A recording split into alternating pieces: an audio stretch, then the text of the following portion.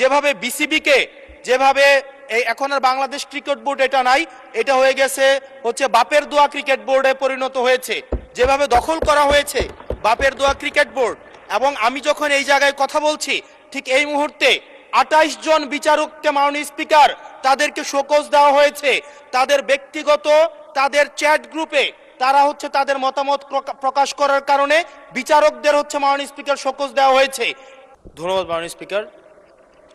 মাননীয় স্পিকার, আজকে যেই বিলটি উত্থাপন হয়েছে জুলাই গণঅভ্যুত্থানে অংশগ্রহণকারীদের সুরক্ষা ও দায় নির্ধারণের লক্ষ্যে যে বিলটা আনা হয়েছে, সেই বিলে যদি আমরা দেখি এখানে কমিশন বলতে জাতীয় মানবাধিকার কমিশনকে বোঝানো হয়েছে, এবং এখানে 2 ঘতে সংজ্ঞার মধ্যে আমরা যদি দেখি বিশৃঙ্খল পরিস্থিতির অপরাধমূলক অপব্যবহার, এটার ব্যাখ্যাটা দেওয়া হয়েছে রাজনৈতিক প্রতিরোধের পরিবর্তে সংকীর্ণ ও ব্যক্তিগত স্বার্থে সংগঠিত যে হত্যাকাণ্ডগুলো হয়েছে এটাকে একভাবে দেখা হবে।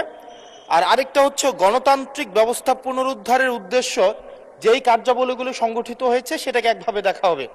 মাননীয় স্পিকার, প্রবলেমের জায়গাটা যেটা সেটা হচ্ছে সংকীর্ণ ও ব্যক্তিগত স্বার্থে যে ধরনের সংগঠিত হত্যাকাণ্ড হয়েছে সেটাকে কে ডিফাইন করবে, সেটাকে কিন্তু ডিফাইন করবে এই আইন অনুযায়ী জাতীয় মানবাধিকার কমিশন। অর্থাৎ এই ইনডেমনিটিটা জাতীয় মানবাধিকার কমিশনের উপরে নির্ভর করবে। চাই A1 SWR pipe and fittings, A1 engineers number 1 choice. এবার এই জাতীয় মানবাধিকার কমিশনের যে অধ্যাদেশ সেটা কিন্তু ইতিমধ্যে ল্যাপস করে দেওয়ার প্রস্তাব দেওয়া হয়েছে। এখন এই জাতীয় মানবাধিকার কমিশনটা এটা যে 2009 সালের অনুযায়ী যদি চলে তাহলে সেটা কিন্তু পুরোপুরি সরকার নিয়ন্ত্রিত একটা মানবাধিকার কমিশন। যেই মানবাধিকার কমিশন বিরোধী দল ও মতকে দমনের জন্য ব্যবহার করা হয়েছে, ভিকটিম ব্লেমিং এর জন্য ব্যবহার করা হয়েছে, যেই মানবাধিকার কমিশন গুম খুনের বৈধতা উৎপাদন করা হয়েছে। মাননীয় স্পিকার, এই মানবাধিকার কমিশনকে যদি আমরা মন্ত্রণালয়ের অধীনে রাখি এবং ওই মানবাধিকার কমিশনের মধ্য দিয়েই যদি আমরা জুলাই গণ অভ্যুত্থানের এই কার্যক্রমগুলোকে বিচারের এবং নিরীক্ষণের দায়িত্ব দেওয়া হয়, সেক্ষেত্রে এই নিরীক্ষণ কিন্তু প্রশ্নবিদ্ধ হবে। এছাড়াও আমরা যদি দেখি সাংবিধানিক প্রতিষ্ঠানগুলোকে যেভাবে নগ্নভাবে দলীয়করণ করা হচ্ছে, ইতিমধ্যে বাংলাদেশ ব্যাংকে যেভাবে দখল করা হয়েছে, যেভাবে বিসিবিকে যেভাবে এই এখন আর বাংলাদেশ ক্রিকেট বোর্ড এটা নাই, এটা হয়ে গেছে হচ্ছে বাপের দোয়া ক্রিকেট বোর্ডে পরিণত হয়েছে। যেভাবে দখল করা হয়েছে বাপের দোয়া ক্রিকেট বোর্ড, এবং আমি যখন এই জায়গায় কথা বলছি ঠিক এই মুহূর্তে 28 জন বিচারককে মাননীয় স্পিকার তাদেরকে শোকজ দেওয়া হয়েছে। তাদের ব্যক্তিগত তাদের চ্যাট গ্রুপে তারা হচ্ছে তাদের মতামত প্রকাশ করার কারণে বিচারকদের হচ্ছে মাননীয় স্পিকার শোকজ দেওয়া হয়েছে। এই বাস্তবতায় আমরা এই গণ অভ্যুত্থান পরবর্তী সময়ে যদি জাতীয় মানবাধিকার কমিশনকে একটা মন্ত্রণালয়ের অধীনে রাখি, স্বরাষ্ট্র মন্ত্রণালয়ের অধীনে রাখি, তাদের মাধ্যমে আমরা নিরপেক্ষ কোনো ধরনের অনুসন্ধান আমরা কতটা পাবো সেটা নিয়ে কিন্তু আমরা সন্দিহান।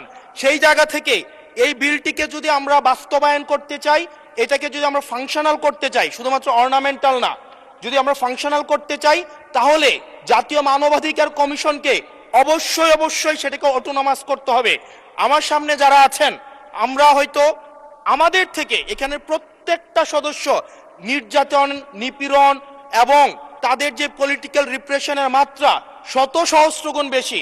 আমরা তাদের কাছে প্রত্যাশা করেছিলাম এই জাতীয় মানবাধিকার কমিশনকে তারা একটা স্বতন্ত্র বডিতে নিয়ে যাবে, অথচ আমরা দেখলাম যারা সবচেয়ে বেশি নির্যাতিত হয়েছে, নিপীড়িত হয়েছে, তারাই এটাকে একটা মন্ত্রণালয়ের অধীনে রাখতে চাচ্ছে।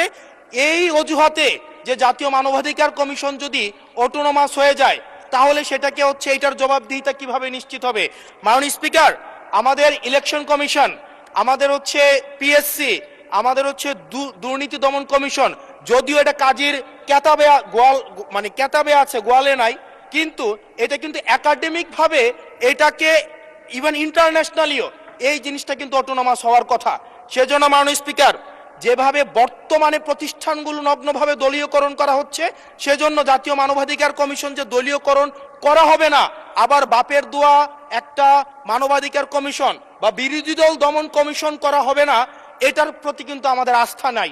সেই জায়গাটা থেকে আমরা আপনার মাধ্যমে আমরা এই আমাদের মাননীয় স্বরাষ্ট্রমন্ত্রী সহ আমাদের HPM এর কাছে অনুরোধ থাকবে, এই বিলটা পাশ করার আগে যেন জাতীয় মানবাধিকার কমিশনের আমরা এটা যেন ইভেন উনার দলেরও একজন মাননীয় সংসদ এই বিষয়ে বক্তব্য দিয়েছেন এবং উনি পয়েন্ট বাই পয়েন্ট এই বিষয়গুলোকে ব্যাখ্যা করেছেন।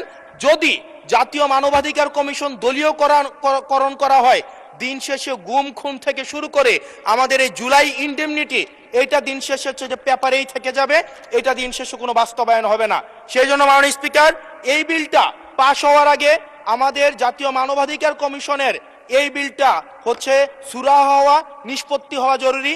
না হয় বিসিবির মতো আমরা আবার বাপের দোয়া কমিশন দেখতে পাবো, আমরা হচ্ছে বাংলাদেশ ব্যাংকের মতো আবার দলীয়করণ দেখতে পাবো, আমরা বিশ্ববিদ্যালয়গুলোকে যেভাবে এক ধরনের দলীয়করণ করা হয়েছে আমরা সেটি দেখতে পাবো, আমরা বিচার বিভাগকে আবার যেভাবে এখন ভয়ের মধ্যে নিয়ে যাওয়া হচ্ছে। ধন্যবাদ মাননীয় সদস্য।